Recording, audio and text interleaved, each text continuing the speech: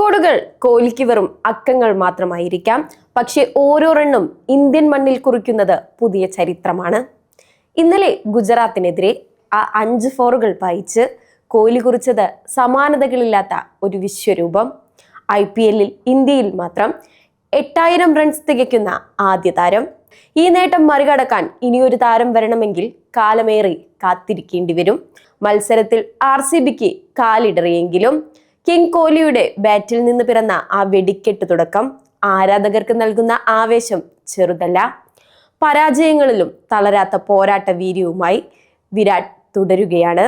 കരിയറിലെ മറ്റൊരു പൊൻതൂവൽ കൂടി തന്റെ കിരീടത്തിൽ തുന്നിച്ചേർക്കുമ്പോൾ കോഹ്ലി വീണ്ടും തെളിയിക്കുന്നു, ഈ സാമ്രാജ്യത്തിലെ ഏക രാജാവ് താൻ തന്നെയാണ്. വരാനിരിക്കുന്ന പോരാട്ടങ്ങളിൽ ഈ റെക്കോർഡുകൾക്ക് RCBയുടെ വിജയഗാഥയാകാൻ കഴിയുമോ? നമുക്ക് കാത്തിരുന്ന് കാണാം.